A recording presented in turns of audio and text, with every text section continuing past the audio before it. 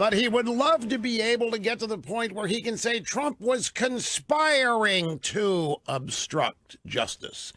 And in trying to ascertain Trump's motives, this is where Mueller is headed. But that's a smidgen compared to what else I want to add to this today. In addition, Kanye West's done it again, folks.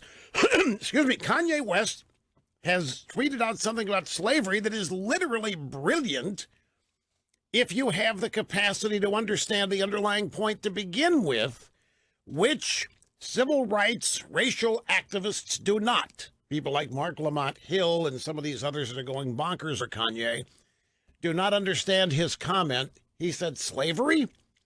400 years? If it's 400 years, it's a choice. I know exactly what Kanye West means. Do you know what he means, Mr. Snerdley? It's brilliant, but the problem is it's going to go over everybody's head. It requires me to translate this today. Now, I think people like Mark Lamont Hill, some of these other race industry people do know exactly what Kanye is talking about. But Kanye didn't.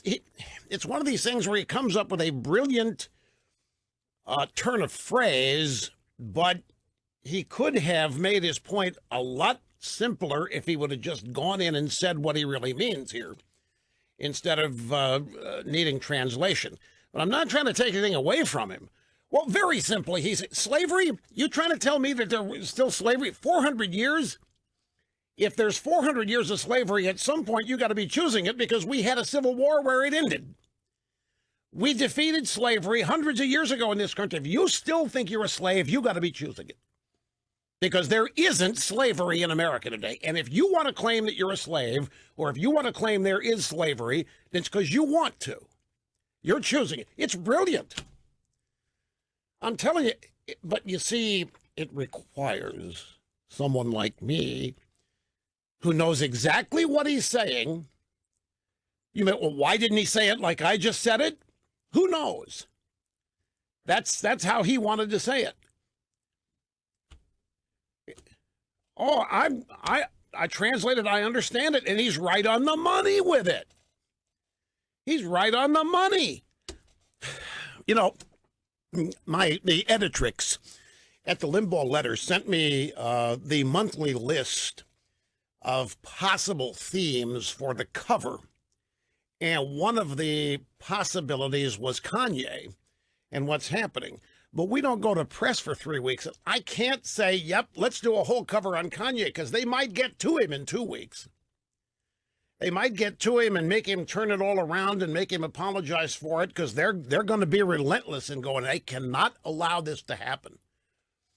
I mean, Kanye walking into TMZ and getting into it with Harvey Levitt and so forth, the big push is going to be on. I mean, I would love to devote a cover to translating Kanye, what he's doing and why I think it's important. But what if we're in the middle of writing it, we got our publication date, and Kanye goes on TV and apologizes, said he was on drugs and doesn't even remember anything he said? We could still do it. Would he change people? I asked you if you thought what Kanye was doing might change people's votes.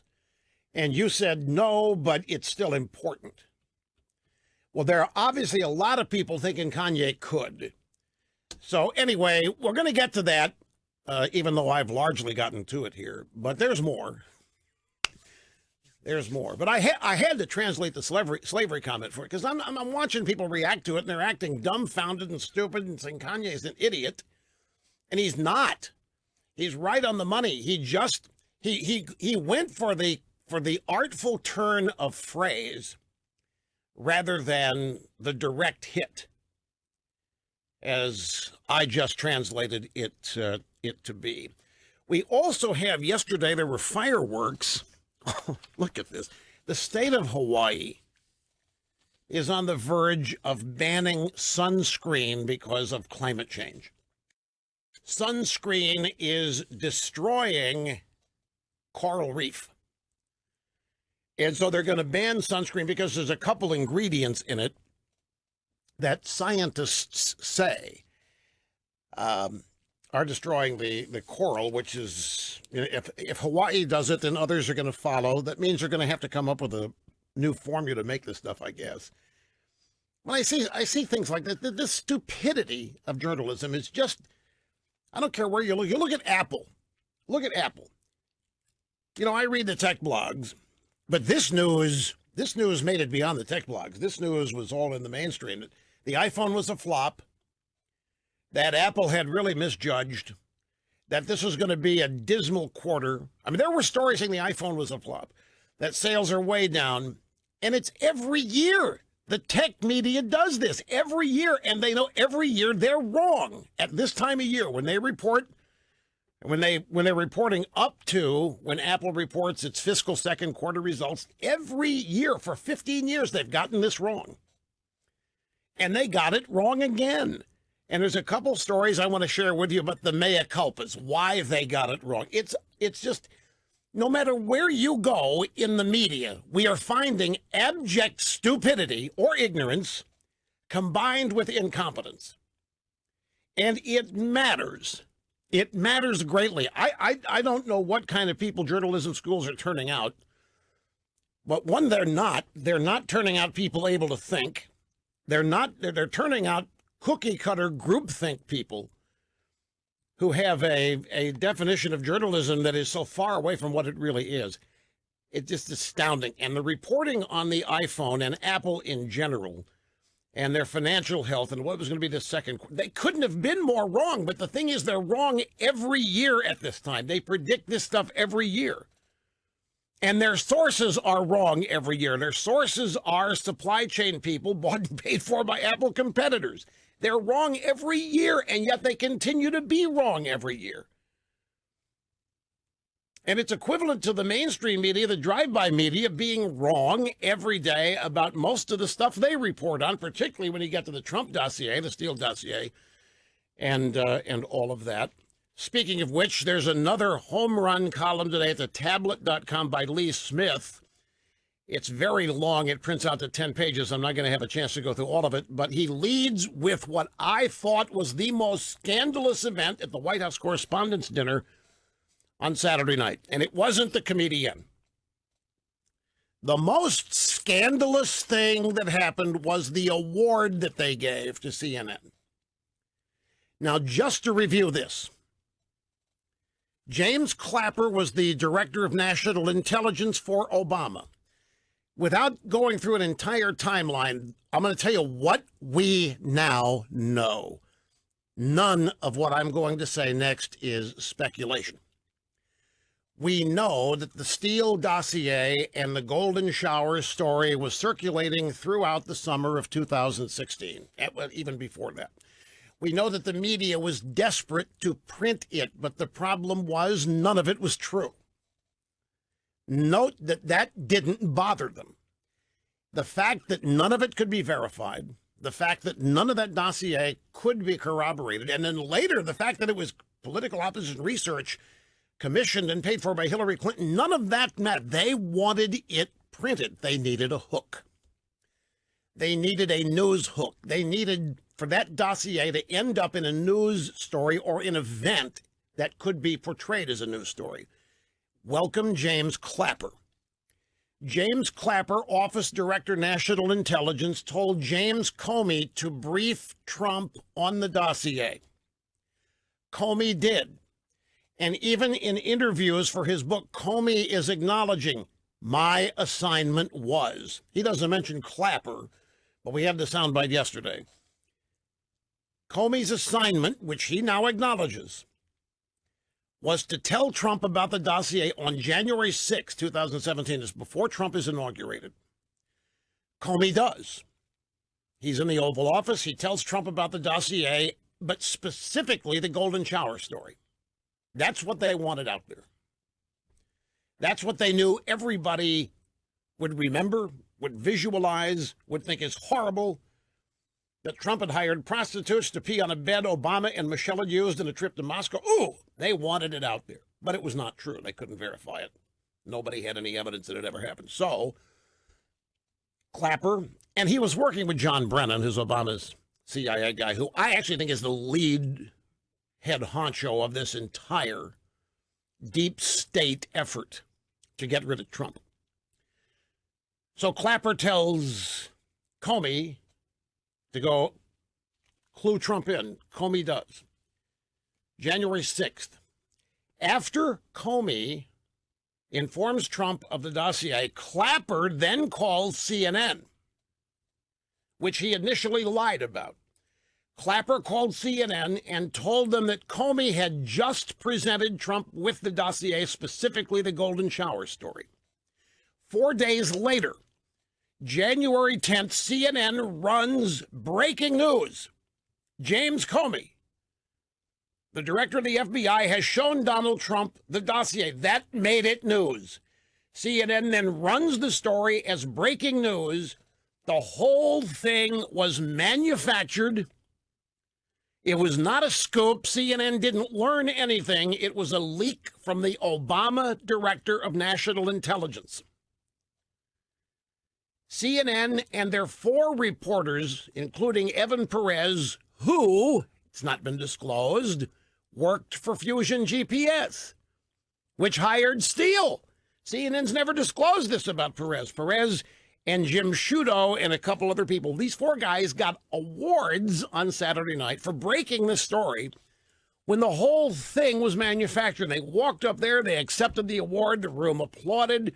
It is a scandal because it wasn't breaking news, it wasn't shoe leather, it wasn't reporting, it was leaking, it was a conspiracy between Clapper and Comey and Brennan, who were conspiring to find a way to get the dossier in the news. And by the way, once Comey had presented it to Trump is when BuzzFeed then had their hook or excuse to publish the whole thing, with all the caveats that none of it could be proven, none of it had been proven or corroborated, but we think you should see it. January 6th, Comey, after being instructed by Clapper to show Trump the dossier, under the guise of briefing the president on intel. They didn't tell the president it was Hillary Clinton opposition research. Comey's admitted this. He didn't think it was important. They didn't tell Trump where it came from. They didn't tell Trump it was a bunch of lies. They did say it's kind of salacious, haven't been able to verify it yet, but we're still looking into it, but you need to know this. 4 days later, shows up on CNN. Clapper initially lies, saying he had nothing to do with it, but then had to change and tell the truth because he was under oath. So he admitted all of this. CNN still got their award. Now that is a conspiracy. That is a conspiracy. That's not reporting. It's not worthy of an award. And I mentioned Lee Smith again at the tablet because he leads this latest column of his with that story. And the headline to the piece is, are NBC and CNN paying off top spies who leaked information with on-air jobs? The subhead, how the Trump-Russia collusion sausage gets made. White House Correspondents' Dinner Saturday night, a platform for the media to push back against Trump, while Trump constantly derides the top brands in American journalism as fake news. The White House Correspondents Association Prize Committee presented the Merriman Smith Award for Broadcast Journalism to Evan Perez, Jim Sciutto, Jake Tapper, Carl Bernstein for their January 10th story, reporting that Obama's 4 intelligence chiefs briefed Trump that Russia had compromising information on Trump. The compromising information was sourced to a 35-page long dossier, blah, blah. CNN has never disclosed the relationship between Evan Perez and Fusion GPS. The story is now coming into focus with the recent release of 7 government documents that together detail a working partnership between spy agencies and the press that helped a political attack meme go viral. Oh, yeah, I forgot to mention that after Clapper instructs Comey to tell Trump about this fake, fraudulent dossier, and then Comey does it, and CNN gets their quote-unquote breaking story, Clapper was hired by CNN. Essentially, CNN paid Clapper to do what he did by hiring after the fact. And now he appears routinely as an intelligence analyst on CNN. Hence the headline, are NBC and CNN paying off top spies who leaked information with on-air jobs. Yeah, NBC has been engaging in similar activity, hiring former intelligence operatives who have leaked information to them. It's a way of paying for news.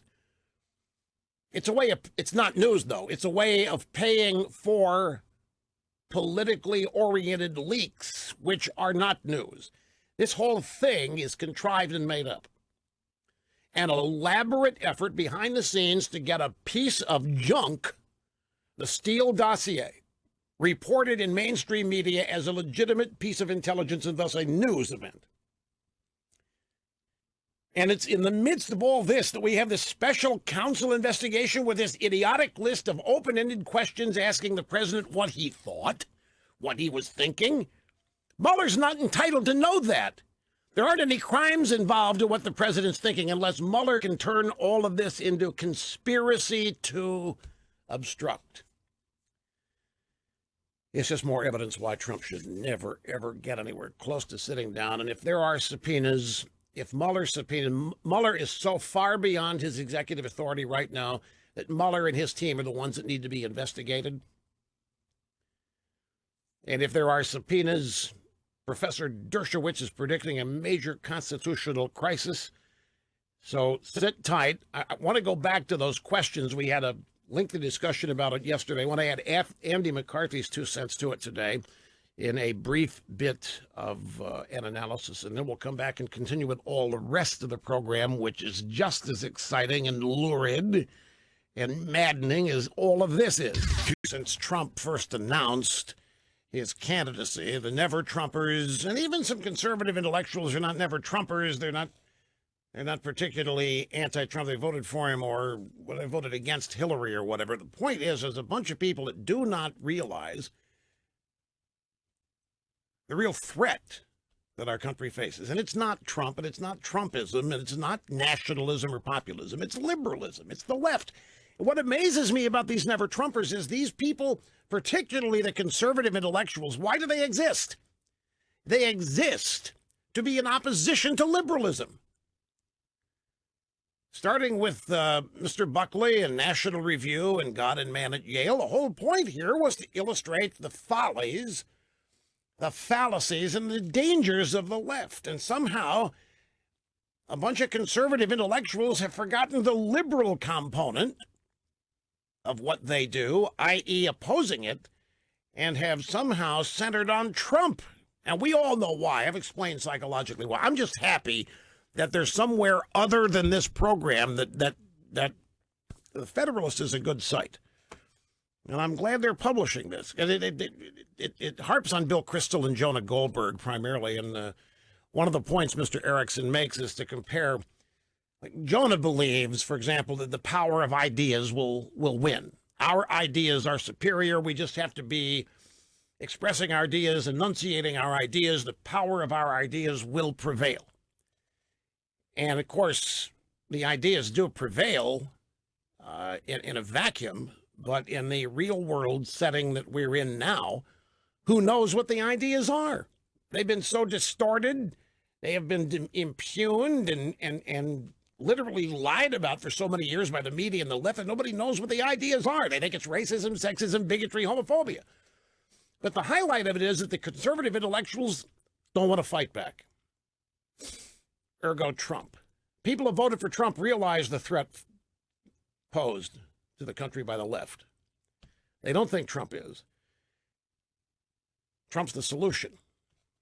Simply because one person willing to push back against it, fight back against it, roll it back. And in many ways, he has succeeded. There's an interesting analogy that's used here. Look at Eliot Ness.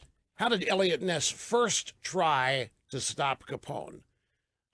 Well, a little raid here and a little raid there on Capone's massive illegal booze movement and operation and prohibition. And Ness didn't do a damn thing to stop Capone or any of the other mobsters. It required something much larger and much bigger rather than just these little hit-and-miss raids that expressed their ideals and maintained their principles. We are opposed to booze. Booze is illegal. We're going to make sure you can't traffic in it. So they hit them there, but didn't stop them. but they were being true to their ideals. They were being true to their principles, but being true to ideas and principles wasn't stopping anything. It wasn't resulting in victory. Ness and people that came later had to resort to different strategies. Anyway, I'm just glad to see it, and I wanted to point it out and give a couple of attaboys to the Federalist. And if we have time, I'll double back to it. It's got some interesting details in it. But I want to now return to the subject that we spent some time on yesterday, the Mueller question. Oh, one thing. Because of things we now know, we are better able to understand things that had happened not that long ago. I want to go back to James Comey's first interview with George Stephanopoulos on 2020.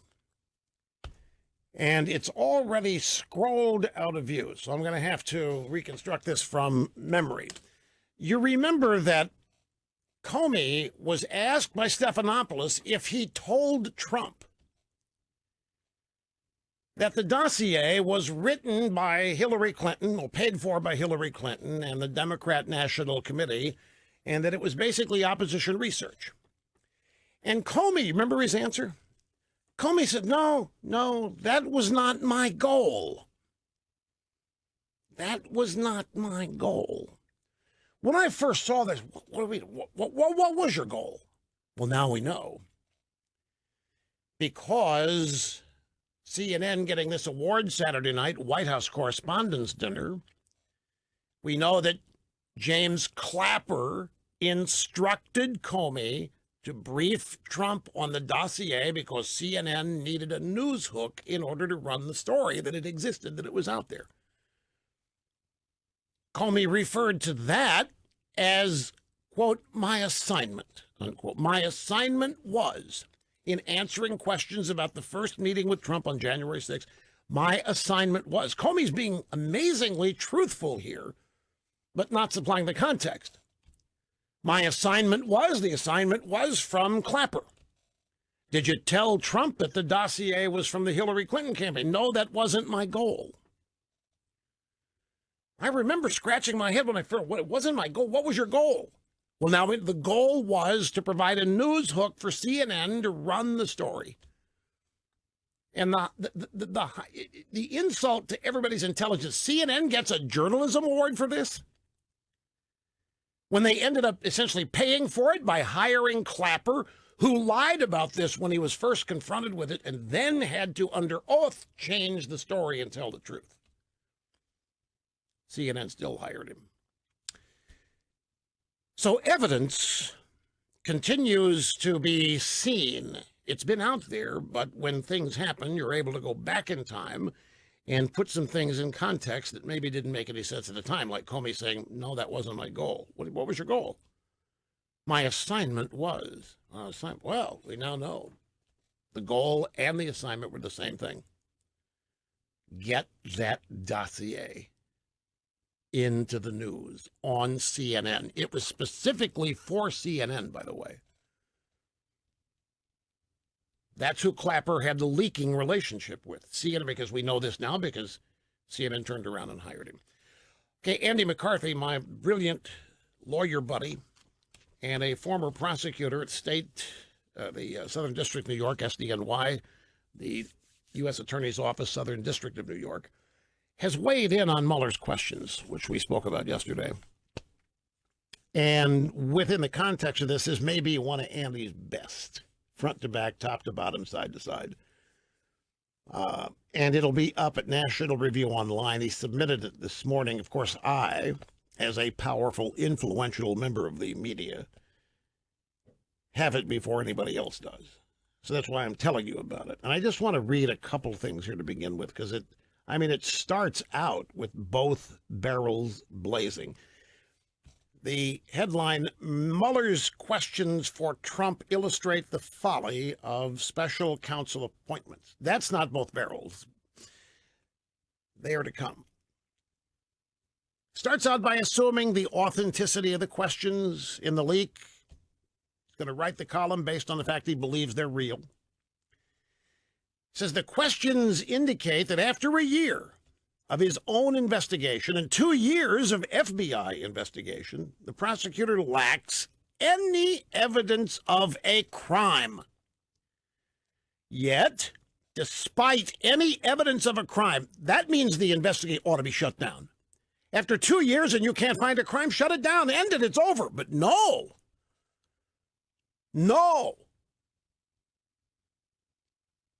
Despite 2 years and 1 year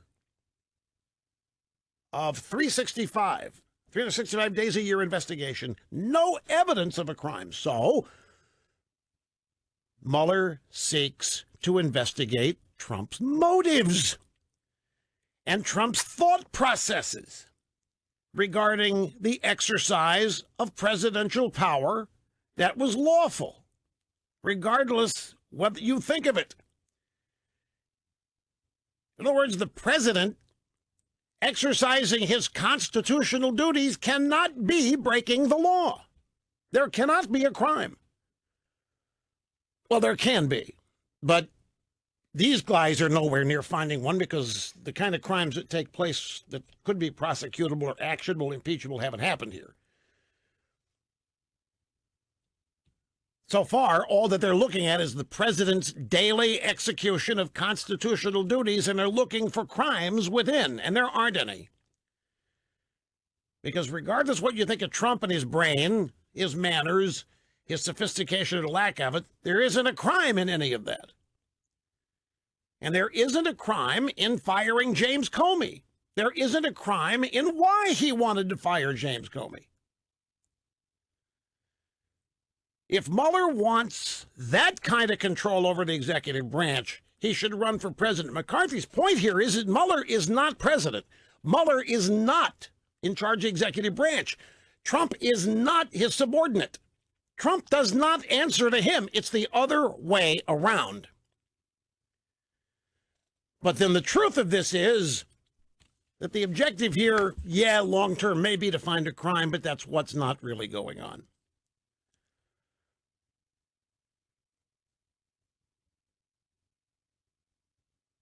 What's going on is the execution of a thinly veiled political scheme enabling the losers to relitigate the election and obstruct Trump for pursuing the agenda on which he ran.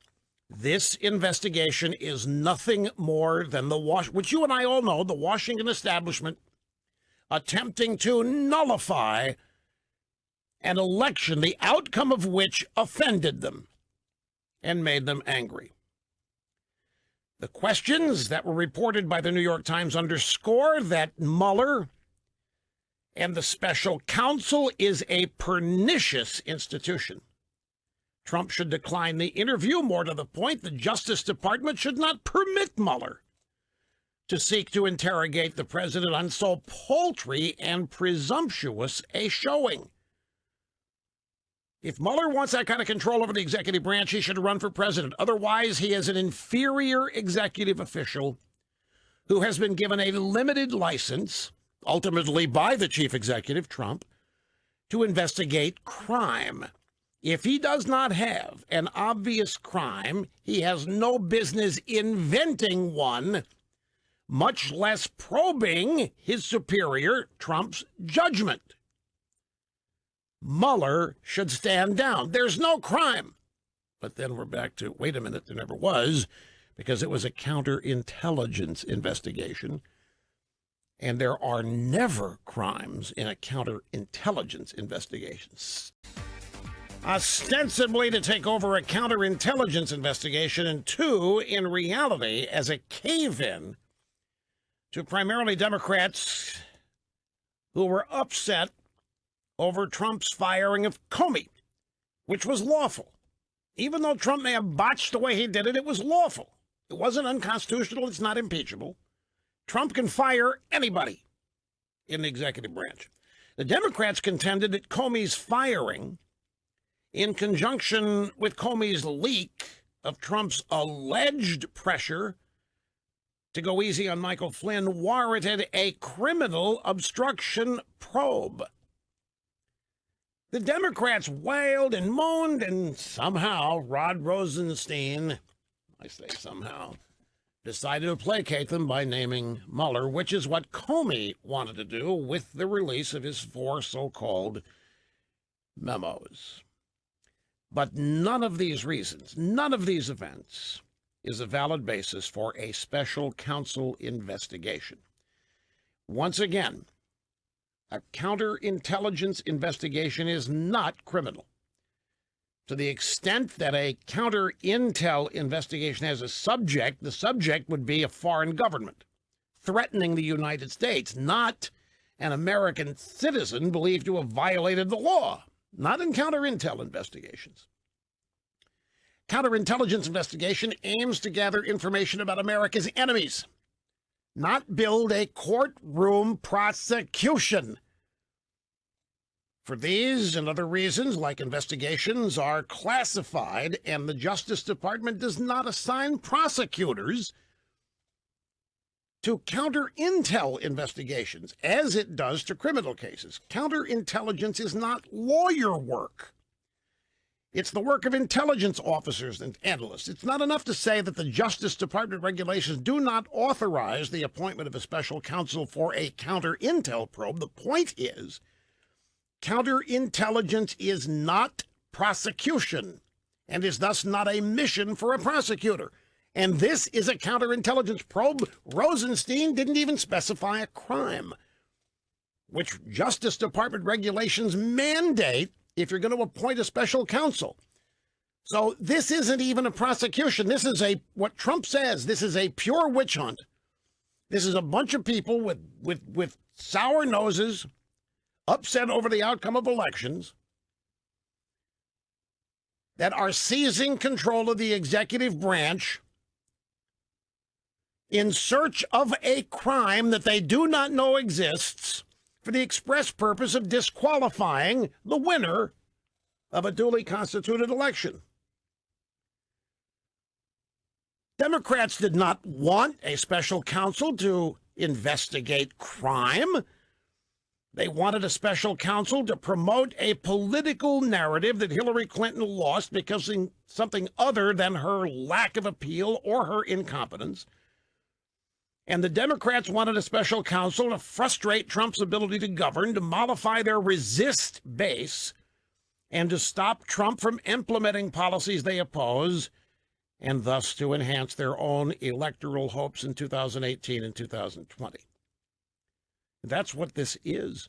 This is purely political. It has nothing to do with investigating a crime. It has everything to do with trying to find a crime, even now digging so deep as to find motive. What was the president thinking? It's none of Mueller's business. It's not criminal. It has no relevance whatsoever. And none of those questions, which we are accepting as legit, what did you think? What were you thinking? What were your thoughts? One of the questions is, what did you think when you learned that I was going to be appointed to investigate you? These open-ended questions seeking an opinion are actually setups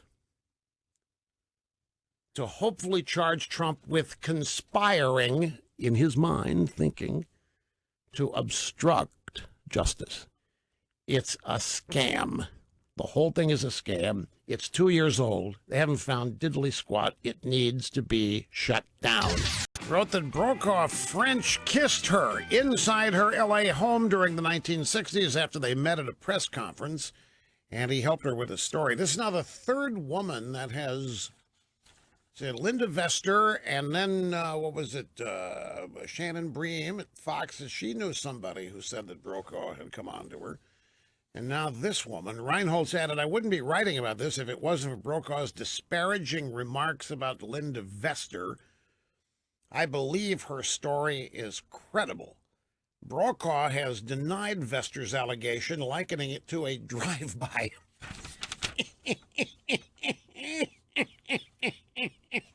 Shooting.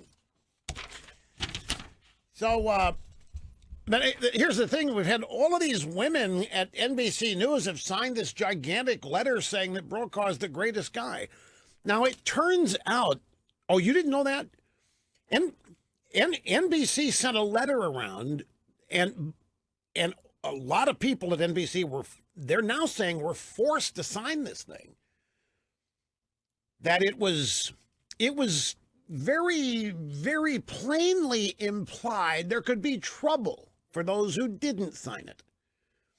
But now the letter that they were all forced to sign was written by a Tom Brokaw producer who doesn't work at NBC, worked with Brokaw on a couple books and documentaries.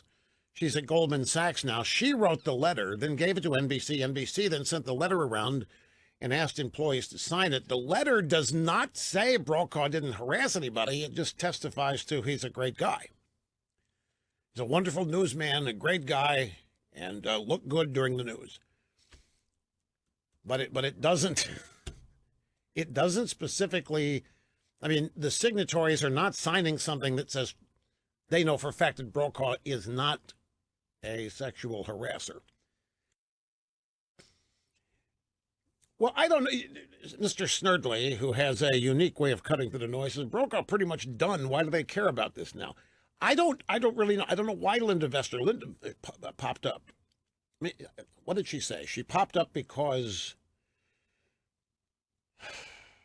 I don't know, something about some women not being believed or whatever. It was related to the Me Too movement, hashtag, or what have you.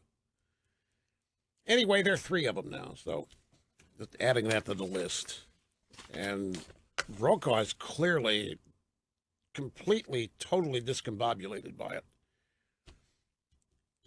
And it's acting like he doesn't understand this at all, where this is coming from or why, kind of like you, certainly. Like Charlie Rose, he was blindsided. He still doesn't know what he did wrong. And, you know, guys from a certain generation and culture, I mean, these guys are all dinosaurs. And back in their day, there wasn't, I mean, women were pleased if you hit on them. They were stars, you know, that was. At any rate, Rasmussen reports Trump's approval rating is down a couple points, margin of error, 51 to 49. But there's another area of the Rasmussen report. I haven't talked about this yet because, frankly, I must confess, I thought this is one of these things that nobody is going to even take seriously. So I didn't mention. Crazy Bernie is resetting his table to seek the presidency, Democrat nomination in 2020. And one of the ideas that Bernie Sanders has put forth is a guaranteed federal job and health care. Bernie Sanders essentially saying his administration will guarantee full employment. Everybody will have a job. And those that somehow do not get a job in the private sector will be hired by government. However many it is, whatever work is or is not to be done, doesn't matter. The federal government will essentially pay people what they would be paid if they were working, and they will be provided health care. So Rasmussen decided to poll this. And this is shocking. 46% in the Rasmussen poll say they support this idea. 46% favor government guaranteed jobs for everybody. I don't have the specific question here, but it seems contradictory with the election results in 2016. Trump did not run as a socialist, and Hillary Clinton did. I know she lost the Electoral College, but it was still by a fairly sizable amount. She won the popular vote on the strength of her performance in California. But that is shocking that 46% support everybody being paid to work by the government and everybody getting health care. And I have to remind myself, don't be surprised. Santa Claus every day is much better than Santa Claus one day a year. And it's really tough to beat Santa Claus. 46%. It just shows you, if the poll result is accurate, it shows you what we're up against in terms of the education of the public, where we are culturally, people's understanding of the founding, Western civilization. Shocking number. Have to say so. Have to put it out there. You've seen the story of the White House doctor, Trump's former personal doctor, Harold Bornstein. Harold Bornstein said that Trump's lead security guy, Keith Schiller, and somebody else raided his doctor's office and took Trump's medical records. And the White House says, no. White House said Trump's former bodyguard did nothing out of the ordinary when he took possession of the president's medical records last year. Despite a claim by Trump's former doctor, the episode felt like a raid. It ought to read, despite the claim of the hysterical news media. Harold Bornstein, Trump's longtime personal doctor, told NBC News that Keith Schiller, the president's longtime bodyguard and former director of Oval Office operations, showed up at his office February 2017, along with two other people, to collect the records, leaving Bornstein feeling raped, frightened, and sad. And then Bornstein, I'm sorry, I had to laugh at this. I know a lot of people are going to be very upset and agitated by this. Bornstein is saying, remember, he wrote Trump a letter, or he wrote a letter saying that Trump had perfect health. It was released by the campaign in 2015, and the letter from Trump's doctor said that Trump would be the healthiest individual ever elected to the presidency. The best health any candidate had ever been in, is what the letter said. And if the candidate goes on to win, the best health of any president in the history of the country is what the doctor's saying now. Trump dictated the letter to him. Trump dictated it. I'm sorry, I have to laugh at this. Bornstein saying he dictated that whole letter on the phone. I didn't write that letter. Mr. Trump has had a recent complete medical examination that showed only positive results.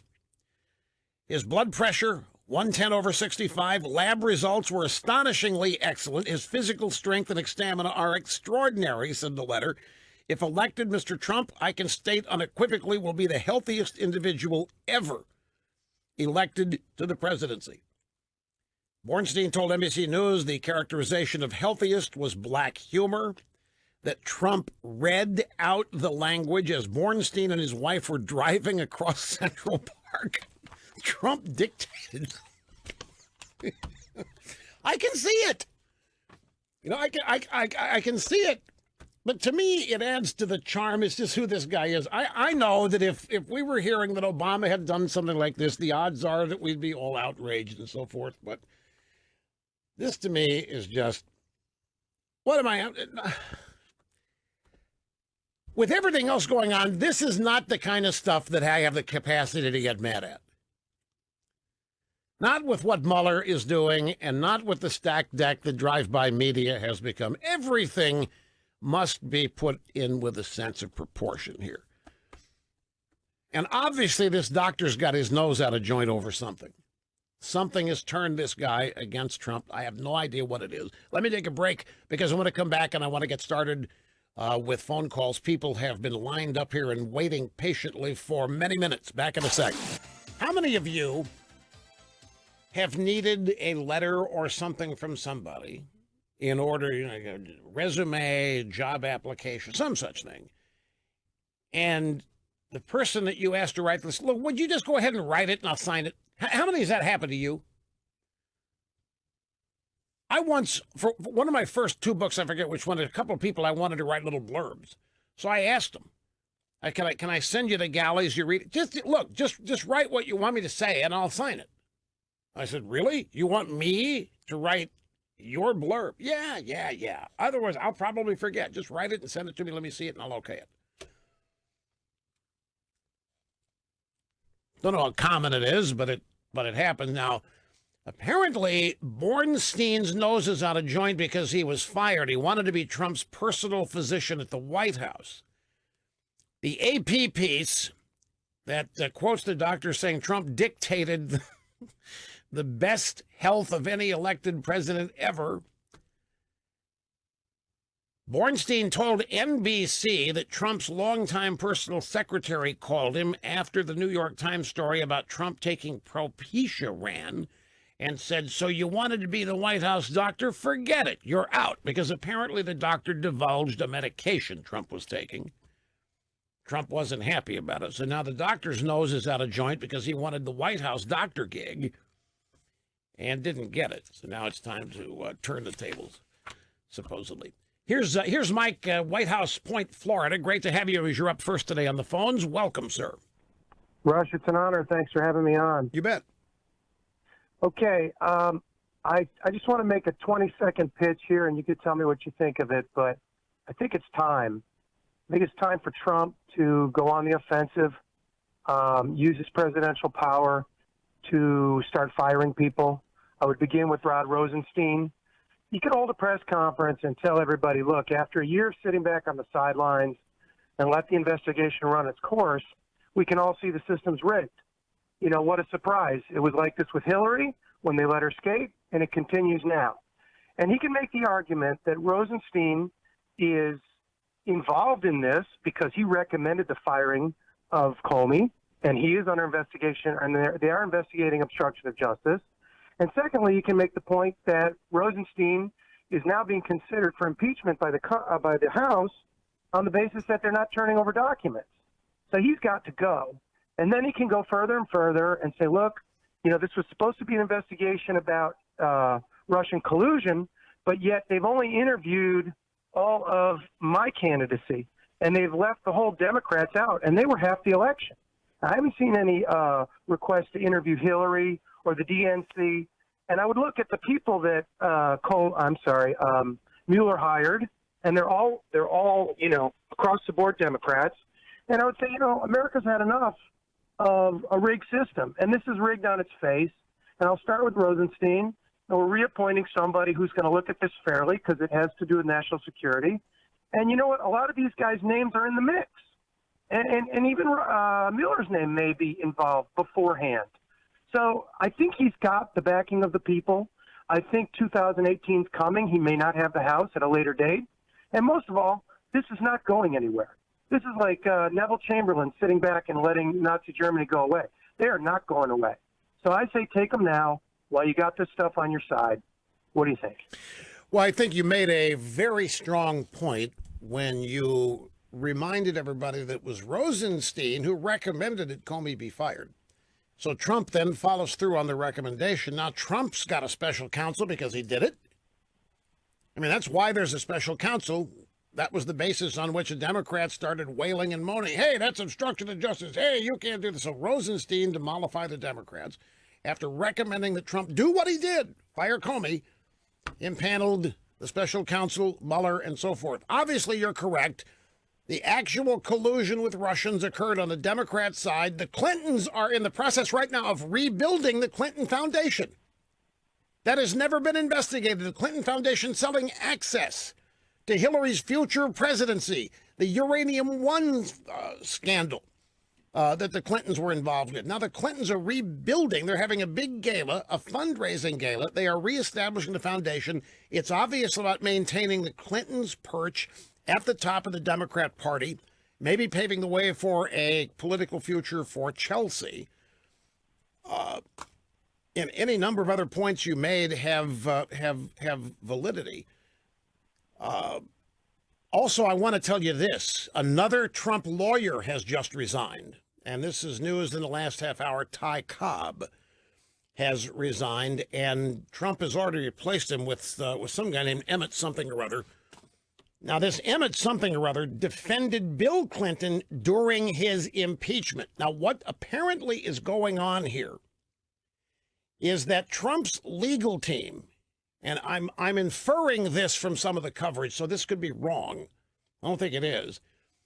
But you've had Dowd who resigned. Now Ty Cobb is resigning, and the inference is that Trump's legal team has been proceeding on a basis or a strategy of cooperation with Mueller, and that now that they are seeing Mueller is not interested in cooperation, they're resigning, they're quitting.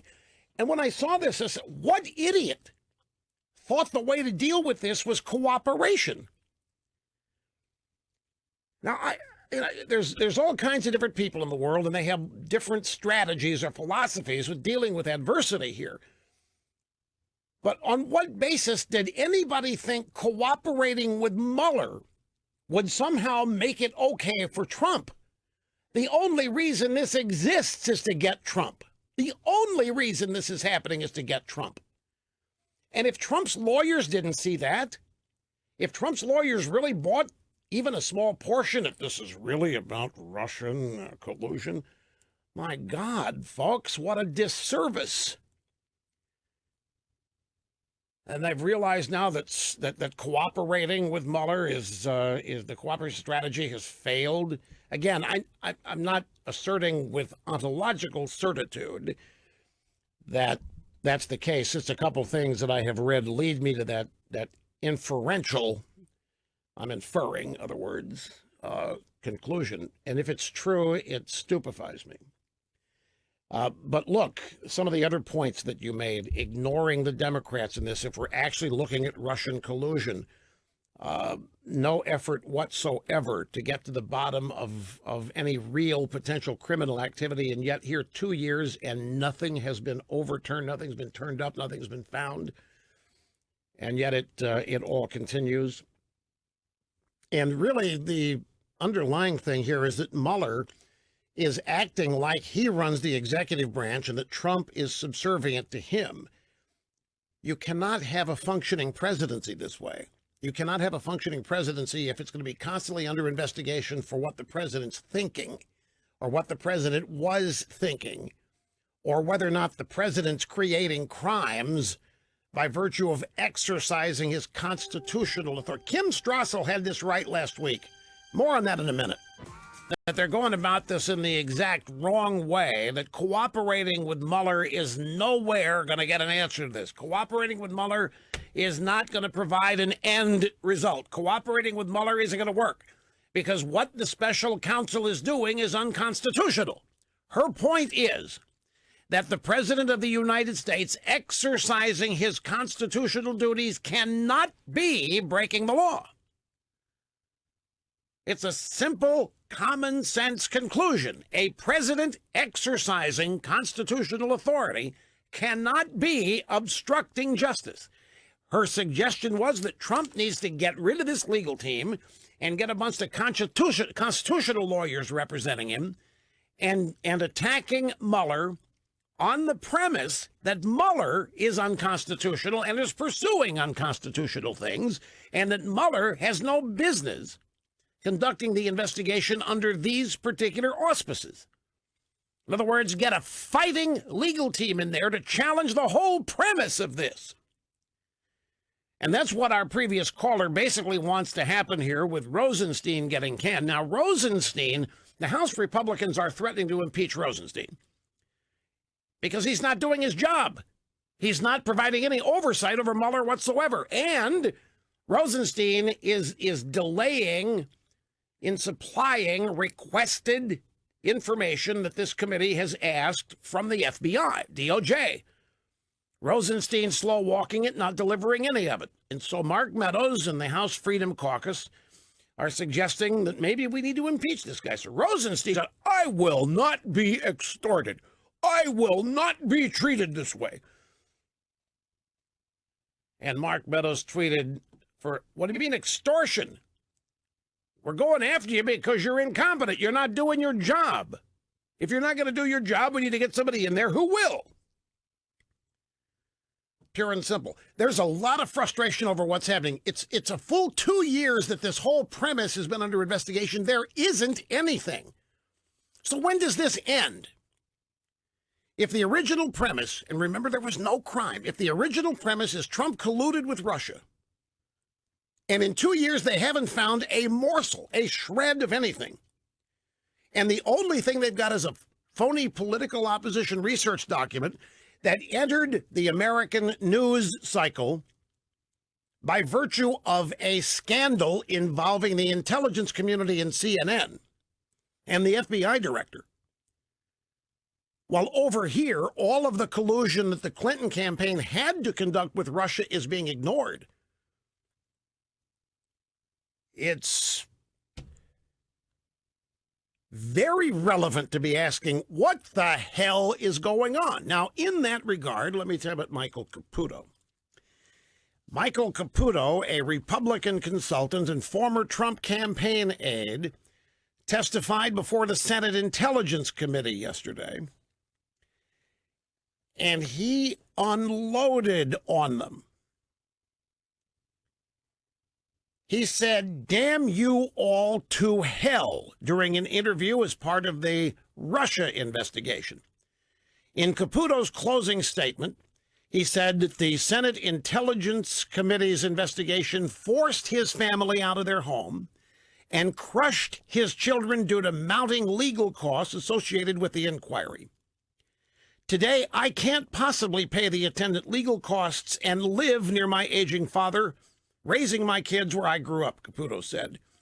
"Your investigation and others into the allegations of Trump campaign collusion with Russia are costing my family a great deal of money, more than $125,000, and making a visceral impact on my children."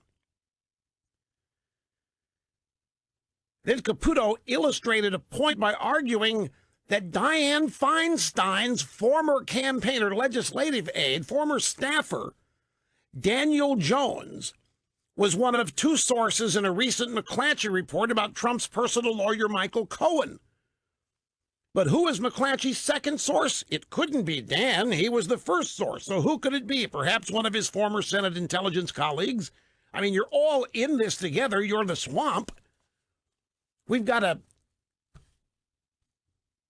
an aide to Senator Dianne Feinstein pushing this investigation, former aide. We have a soundbite from Caputo. This is on radio in Buffalo last night. It's audio soundbite number 12. And here he is in his own words talking about this. "I blame every single one of these people for what's happening to my family in this environment of the Russian investigation. I blame them for all the legal costs, which is going to be over $125,000 for my family, more than I make in a year. I blame them for the problems that are going on in my family and for the death threats that come at us every single week. I blame them for the fact that my wife last month got a piece of a sniper rifle in the mail from an anonymous sender. I blame them for all of this, and I made it very clear." People's lives are being ruined in this investigation. People didn't do anything. In an investigation that hasn't found anything.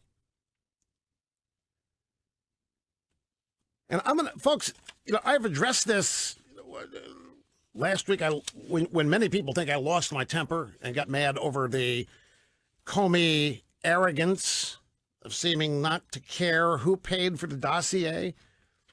And then when he found out what people think to deny, the Democrats can do that. That's not what I'm. There is serious damage being done to this country in the scope of this investigation.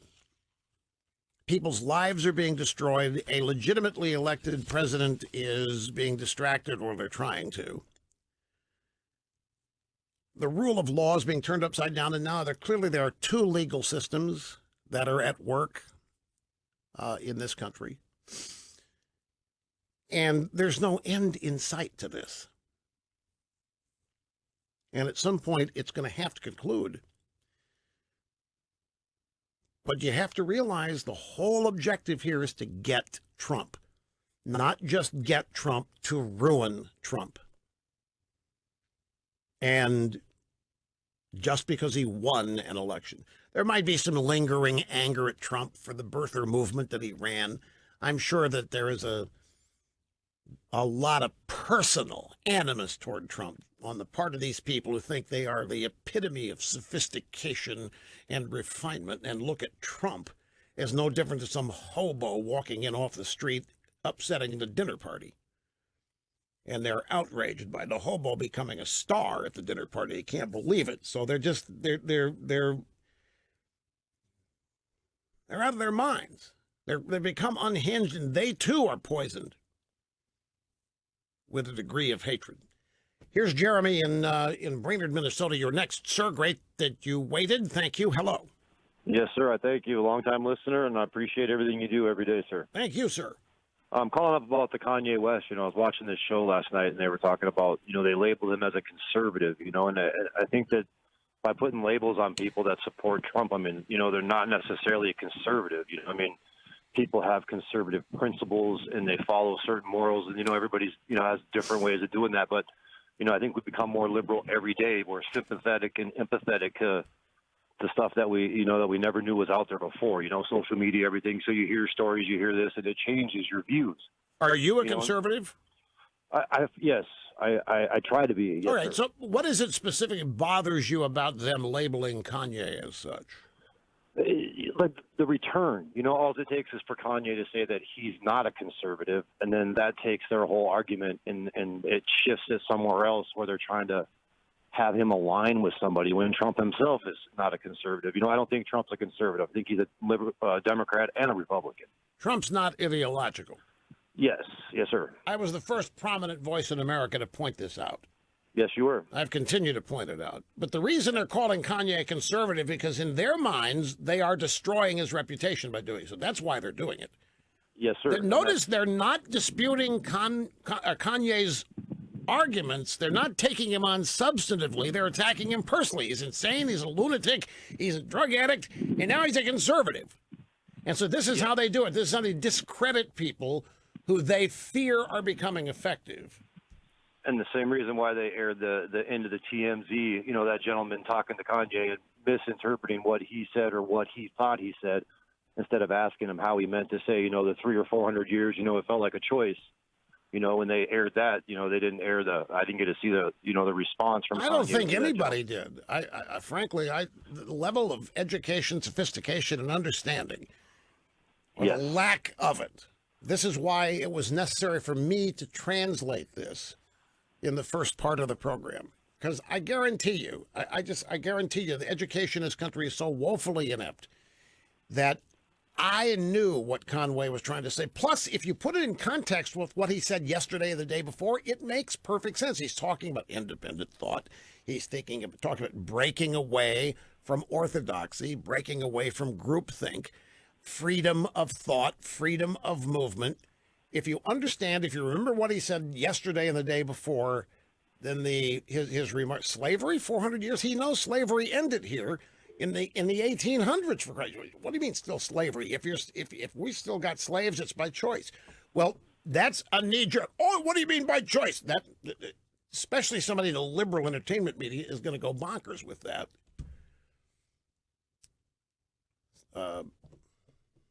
It's I think, a brilliant comment. But they are trying to disparage him by calling him conservative. But just because we wish they won't doesn't mean they're going to stop. But I understand your thinking about it. But how about that, folks? Hey, look, it shouldn't be called conservative. It's gonna kill us. So, that's not all that hot either. Anyway, I appreciate the call, Jeremy. Thank you very much. Must take another brief, obscene profit break, and we'll be back after we make the profit. Before the last one had a chance to simmer down, Kanye West caused another stir, calling American slavery a choice in an interview on Tuesday. He said, when you hear about slavery for 400 years, that sounds like choice, West said on TMZ Live, after questions on his pro-Trump posts and pictures that caused a dust-up last week. You were there for 400 years and it's all of y'all? You feel like I'm thinking free and feeling free? West asked the TMZ employees in the room. I actually don't think you're thinking anything, said Van Lathan, TMZ host, cracking back at West. Lathan said that while West gets to live the elite artist life, the rest of us in society have to deal with these threats in our lives. We have to deal with the marginalization that has come from the 400 years of slavery that you said for our people was our choice, said Simone Sanders, political commentator, CNN contributor, leading the anti-West chorus on Twitter. Sanders tweeted, Kanye's a dangerous caricature of a free-thinking black person in America. And there you have it. Kanye West is a dangerous caricature of a free-thinking black person in America, says Simone Sanders, CNN. Frankly, I'm disgusted and I'm over it. Also, I can't believe I have to say this. Slavery was far from a choice. Others put it more briefly. Slavery wasn't a choice, Russ Benston tweeted, but listening to Kanye is. Now, this is one of two things. We're either dealing with genuinely blockheaded, ignorant people, which is very likely, or we are dealing with people in a panic over what Kanye West is doing and can't permit it to happen. Kanye West's point is crystal clear to me when you put it in context with everything else he's been saying recently. He has referred to the plantation, he's referred to the requirement that all black people think the same way, the requirement that all black people support the same candidates, that all black people write the same way, vote the same way, talk the same way, hate the same things, oppose the same things. In his world, that isn't free thinking. And he wants to be a free thinker. He wants to be able to think what he thinks without being told he has to think this or that or not think this or that. He wants to be able to think what he thinks. To him, being told what to say and what not to say and who to vote for and who not to vote for, how to behave and how not to behave is the equivalent of slavery. And he doesn't want it anymore. And in his view, people in the black community who are willing to be intimidated into saying all the same thing, voting for the same people, opposing the same stuff, they're not free thinkers. They may well be under the command and orders of masters. And he doesn't want that. He thinks if you have been allowing people to control you for 400 years, that at some point you have made a choice. And he's exactly right. African Americans today are free to support and think whoever they want, but they're really not. Look what happens when any of them steps outside the plantation. Kanye West was clearly and has been saying for the last week or so, but in specific relationship to 400 years of slavery, slavery officially ended in this country when 500,000+ people gave their lives in part to end it. It was called a civil war. Back during slavery, there weren't any Kanye Wests on the entertainment circuit. There weren't any Oprah Winfreys. There weren't any of the outside successes in academics, in sports, in education. Didn't have any black heroes. They were all slaves, but that ended. And all Kanye is saying, if you want to continue to be a slave even after slavery is over, then you have to be choosing it. You have to be choosing to support Democrats. You have to be willing to allow somebody to tell you what you can't say and can't think. And he's saying, I don't want that anymore. I want to think for myself. It's crystal clear what the guy is saying, if you're able to put it in context with what he's previously said, and if you have a basic understanding. Why is it that 90 to 93% of the African American vote votes Democrat every presidential election? Well, how does that happen? Well, we all know the answer to it. Kanye is saying it's slavery. In the sense they're under orders. They're under pressure. They better follow suit. If they don't, look what happens to them. And you can say, look what's happening to him as evidence. So he wasn't saying that people back in the plantation days were choosing to be slaves. He's talking about people today. Back in a moment. This is not, it's the Washington Post. I'm going to wait. until I actually understand what that's about. I cannot the clear implication. Well, I know it's an inference. I'm inferring from this that Giuliani says, yeah, we might talk to the guy, but it's not going to take more than 2 to 3 hours. Word persists that Trump wants to do it. It would be the biggest mistake of his presidency to do this. Even on the outside chance that it's not worth the risk. It just isn't worth the risk. Anyway, any more on that, and we will share details. Great to have you, 800-282-2882. I mentioned at the top of the program that I wanted to spend some time with an object lesson on the media again regarding the Apple iPhone and their quarterly earnings report yesterday, which just totally 1,000% blew the media and its contention in the past 2 months out of the water. I don't know if I'm going to have time to get to it today, looking at the way things are sizing up. But I at some point I'm going to do it because, as I say, it's an object lesson in media. I know many of you just want to talk about Apple. I don't need an excuse to talk about anything. If I want to talk about it, I'm going to talk about it. This is a media lesson, and it's a great one. And those are always valuable. Michelle Wolf. Name ring a bell? That's right. Michelle Wolf was the so-called comedian at the White House Correspondents' Dinner. She's refusing to apologize. She says if she had to do it again, she'd say the exact same thing, and she'd double down. She'd say even more. She specifically said that she's not going to apologize to Sarah Huckabee Sanders. You know why? Because Sarah Huckabee Sanders did not applaud when CNN got its award. Sarah Huckabee Sanders knows that journalism was not how CNN got that story, and therefore it's not worth an award.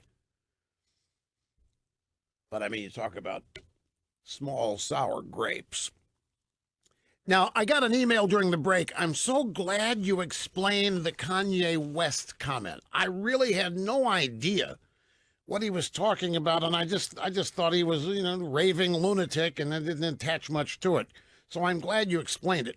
Well, we have Kanye. I'm going to let you hear Kanye in his own words, as it happened yesterday on TMZ. They have a program on the network called TMZ Live, and Kanye was the guest.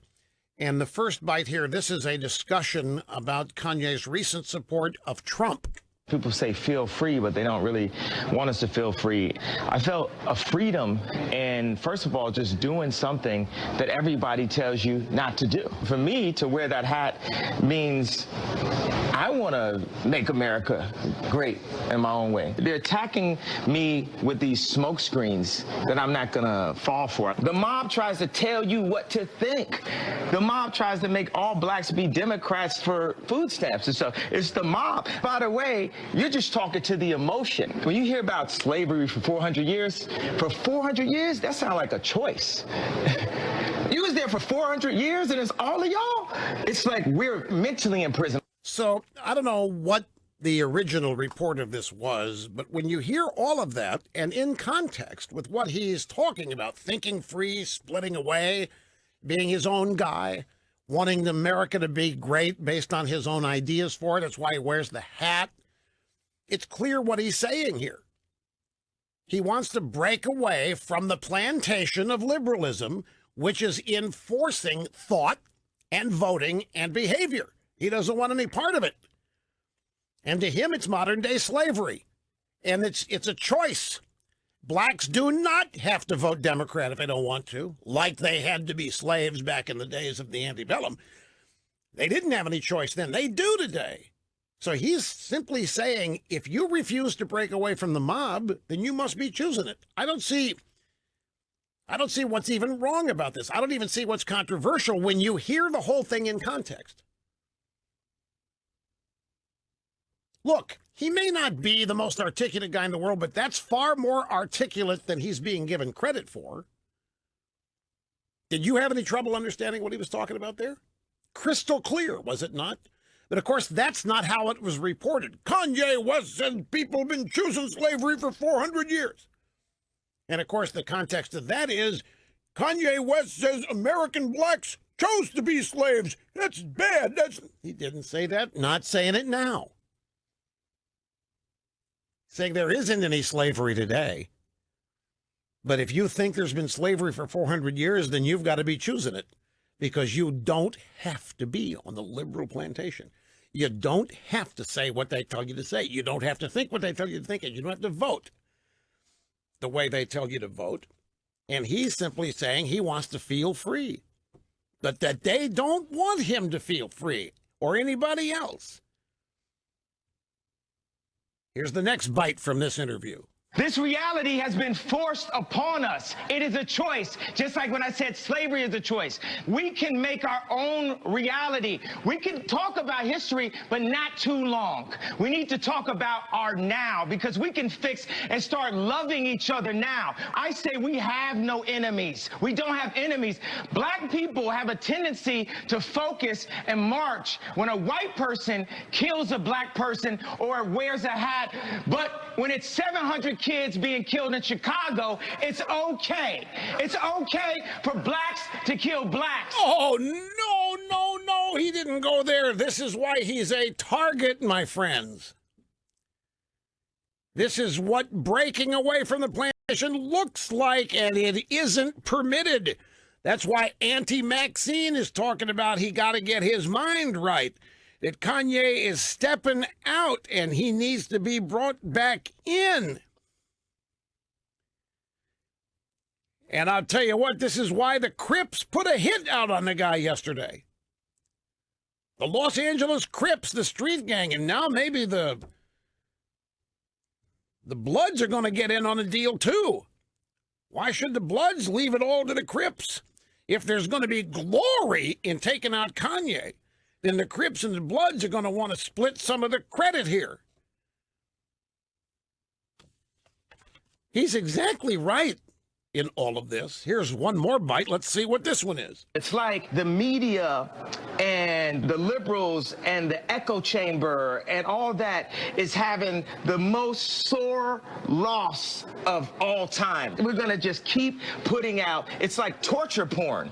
We're going to keep showing you negative, when these are human beings. Even like with George Bush, people said, don't apologize. Wait a second, I just saw George Bush pushing George Bush Sr. in a wheelchair, and he just lost his wife. Do you know how bad I would want to go to George Bush and say, I said something in the moment, but when I look at you as a dad and a family member, I'm sorry for hurting you. Oh, no. If you remember, Kanye West had something really horrific to say about George W. Bush. Essentially called him a racist, doesn't care about black people. I think it was after Katrina. Remember that? I think he said, George Bush, he doesn't care about black people. Obviously, he doesn't care about black, something like that. Now he sees George W. Bush pushing his dad in the wheelchair at his mom's funeral. And all of a sudden sees a human being and now wants to apologize. This is not going to be permitted. We have one more. Let's wrap this up. I've never been into politics. I just love Trump. That's my boy. Obama was our opioids. It made us feel like everything was good. Trump is a human being also, and he's doing a lot of things to actually help business owners be able to go past all these fake laws and rules. Einstein says the definition of insanity is doing the same thing, expecting a different result. I believe that Kim Jong-un didn't believe that Obama was crazy enough to come at him.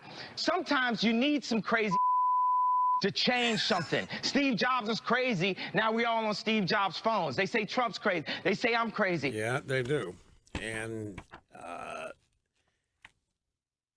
the reaction to Kanye West from the civil rights community is verifying and confirming everything he's saying. For example, this morning on CNN's New Day, Fredo Cuomo spoke with former NAACP President Cornell William Brooks and Temple University professor Mark Lamont Hill about Kanye's comments about slavery on TMZ. And Fredo said, Mark, what is your take on the situation and the response from the TMZ host? What Kanye said was inaccurate.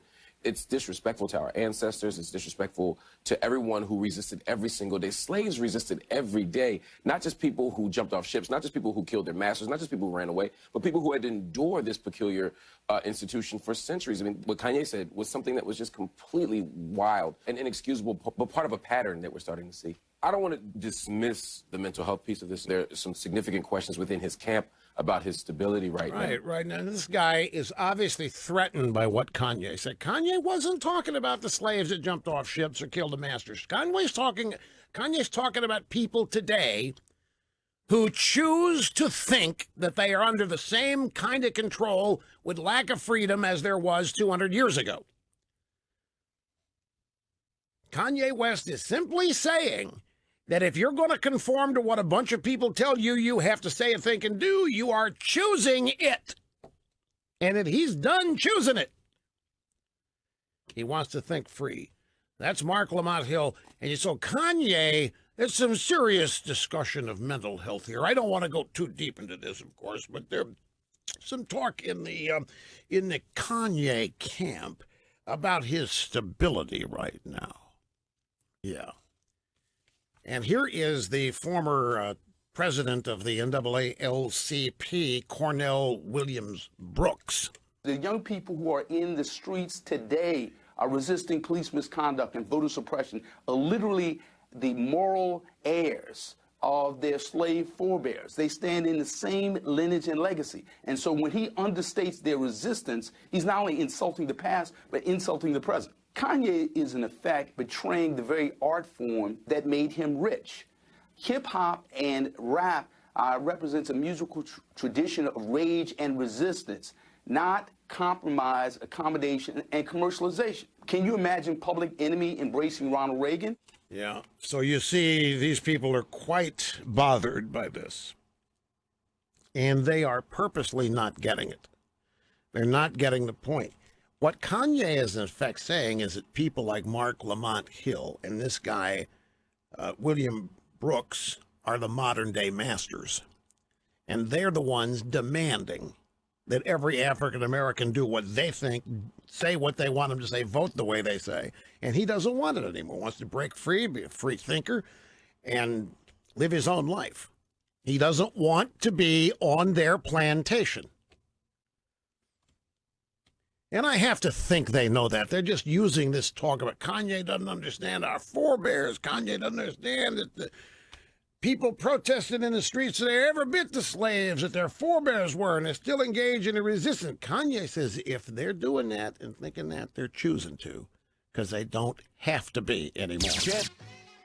The beginning of slavery, as it relates to the New World, has been traced to 1619. Don't doubt me.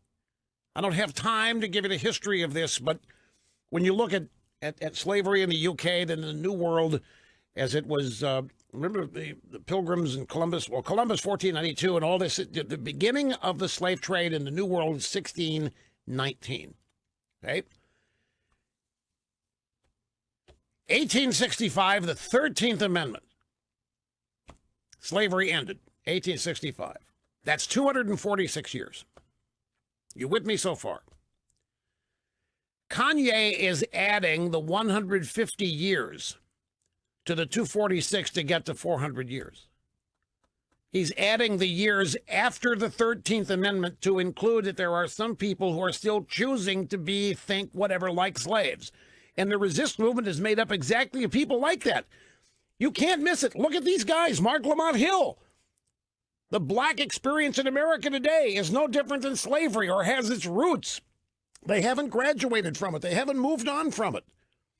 Reparations movement, forebears, slavery, still the defining element of black life in America. It isn't unless they want it to be. There isn't any slavery in America today, and there hasn't been since 1865. This isn't complicated. Unless you have been brainwashed by the civil rights community, which wants African Americans to believe that slavery essentially never ended. that the life experience of an African American is essentially no different today than it was 50 years ago, 100 years ago, 200 years ago. And they do that, and they say that to keep these people under their control and to keep them in victim status and to keep them dependent, and therefore to keep them voting Democrat. It's pure politics.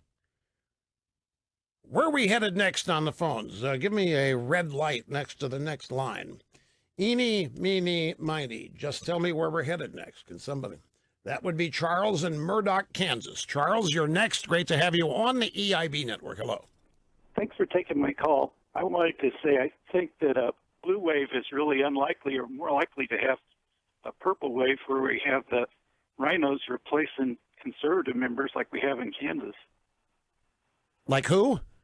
Well, we had Tim Hillskamp, which was one of the more conservative members of Congress, and he was primaried out on the last election. And then we've had Mike Pompeo, who was a conservative, and he was replaced, and his replacement is voting mainly fairly rhino-ish. Okay, so you think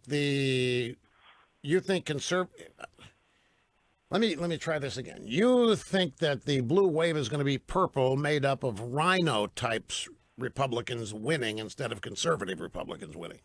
Yeah, I think you can't hide the Democrats. They've just gone so far to the left that even Kanye is against them. But I think the rhinos can work their way in because they basically oppose Trump, and they can hide behind their R. Oh, okay. Since you said, now I get what you're thinking. Here's what he's thinking. He's thinking the left has lost it so much that reasonable thinking people want nothing to do with them. People like that are so reasonable, they also hate Trump, which creates an opening for rhino Republicans who aren't the left and who also hate Trump to come in and sweep the midterms. That's his theory, right? Okay, what do you think of that? The left's so out there that nobody that's reasonable, nobody that's mainstream, nobody that's not already one of these extremist radicals will sign on to them. So they're a finite group. And over here you have the people that supported Trump, and Trump is not liked either. And so the great middle is now the Republican in name only group. They are Republicans, but they hate Trump. They hate Trump more than they hate the Democrats, but they still know that their voters hate the Democrats. And he's using what's happened in Kansas as evidence for this. Well, you know, as I say, I'm fascinated by the way people think.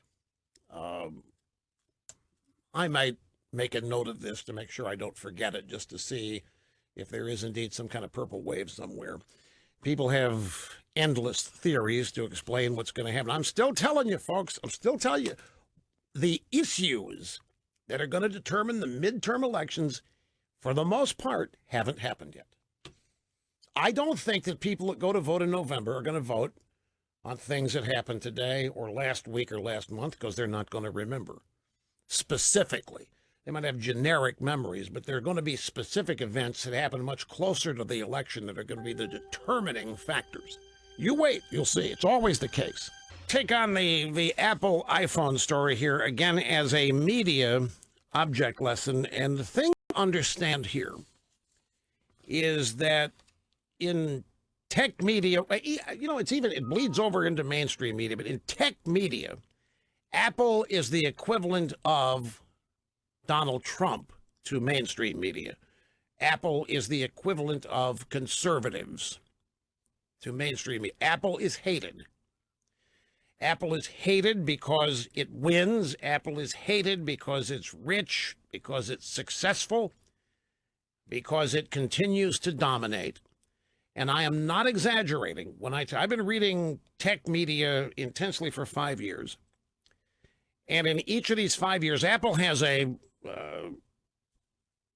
business year like everybody else. And their first quarter, fiscal first quarter, is the fourth quarter, according to the calendar. So October, November, December is Apple's first fiscal quarter. And of course, that's the holiday quarter, and that's where the bulk of Apple's sales take place every year. It's established, it's known. The second quarter for Apple is January through March. The third quarter is April through June. And like clockwork, I'm not kidding, like clockwork, beginning in January, tech media starts writing stories from the supply chain saying Apple is having trouble selling iPhones after the Christmas quarter, that nobody's interested, that the people that make the displays, people that make the chips are back, or their inventory, they're way too many. Nobody's buying iPhones like they were in the fourth quarter. It portends big trouble for Apple. The stock price goes down. I'm talking 20 different media sources here. With the iPhone 10, it got worse than ever. Since January, and really intensely in February and March and in the first half of April, it was routine to read the iPhone 10 was a flop, that Apple had cut production down to the point they were only going to sell 7 million iPhone 10s in the January, February, March quarter. Then they had sources from the usual sources, supply chain sources, saying, yeah, we've had to cut back on manufacturing of parts because Apple's not ordering. It's every year it happens, every year. And every year the stock price plummets. As part of the sourcing, they go talk to Wall Street analysts who are predicting the end for Apple. Every year. It's longer than the last 5 years. It's the last 10. It's the last 15. Starting in January, really intensely, February through April, it's the end of April. The latest iPhone is a bomb. Nobody wants it. In the case of the iPhone 10, everybody hated the notch, and it was too expensive. Apple miscalculated. People are not going to spend $1,000 for an iPhone. But they did, and they have been. An iPhone 8 Plus is $995. iPhone 7 Plus was $995. Apple sold a ton of them. Folks, it is abject lying, knowing falsity. And it's coordinated between tech media and Apple competitors who are sourcing things supposedly from the supply chain, and from Wall Street investment bank analysts who tell the media that they're advising their clients that they've lowered Apple's projected stock price because the iPhone 10 is a flop, that Apple has so many of them in stock. Now, you might say, why doesn't Apple combat this? 30 days before a company reports quarterly earnings, they're not allowed to say anything in public. It's an SEC law or rule. So whatever is in the media, Apple reported yesterday, 30 days prior, Apple can't say a word. Nobody can. No business can. Now, here's a report from yesterday from one of the guilty. Bloomberg News is one of the worst contributors here, and a reporter there by a guy by the name of Mark Gurman. This is after Apple reported record-breaking iPhone sales again in the first quarter, with record revenue and a record average selling price. Every bit of news Apple reported yesterday was up and near record numbers in terms of total revenue and profit and iPhone sales. And so one of these outfits that's been predicting doom, the iPhone was a flop, it's not going to amount to anything, Apple may have to redesign it, people don't want it. Apple shares rose 3% in extended trading after closing at $169.10 on New York on Tuesday. The stock had fallen in recent weeks on concern about demand for the flagship iPhone 10.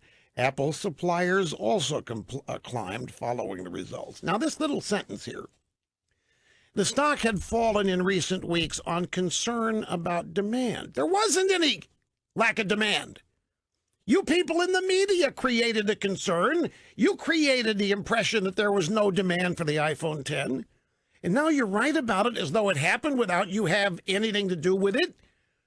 The stock had fallen in recent weeks on concern about demand. What concern? There wouldn't have been any concern if you people in the media had not raised it. This guy, Mark Gurman, specifically crafted a story about slower display panel segment growth at Samsung. Here's Samsung makes the OLED screen for the iPhone 10. And Samsung reported in their quarterly earnings that they had not sold as many OLED panels as they had expected. And the media said, see, it's the iPhone 10. Nobody's buying the iPhone 10. Well, that's not what Samsung said. Samsung said that the high-end segment of their OLED panel business was healthy as ever. That's the iPhone segment. It was Samsung's own displays for their phones that didn't sell. It was the Samsung Galaxy S9, Note S9. They didn't sell in volume expected. The iPhone 10 did. To arrive at the conclusion that Samsung had reported news that looked bad for the iPhone, Bloomberg had to avoid mentioning that Samsung itself had stated both its OLED and conventional LED panel businesses had been impacted by slow demand and difficult competition. And the company noted that demand for flexible panels remains strong in the high-end segment. That's Apple's display. They totally ignored. They just made up what Samsung was saying and applied it to Apple when it wasn't. And just like the drive-by media thinks what they think is exactly what the American people think, these tech people thought that the iPhone 10 was too expensive, so everybody thought that it wasn't buying it. The pundits didn't like the notch in the iPhone 10, so they reported that nobody liked the notch in the iPhone 10.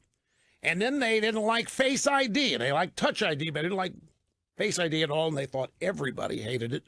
Turns out these three features are among the most popular of the iPhone 10, despite the media reporting that nobody likes them. So you just have to ignore everything you read about the iPhone, whatever, the iPhone 10 or what the new one's going to be in September, because make book on it, every January, the media in concert with Wall Street analysts and supply chain people are going to start talking down the success of the latest phone. It's not what everybody thought it was going to be. Apple's in trouble. This may be the end of the iPhone run for them. And it's an object lesson in how media is literally lazy, dishonest, and biased. And the parallels between the way they treat Apple here and the way they treat Trump or the way they treat conservatives are so close that it's eerie.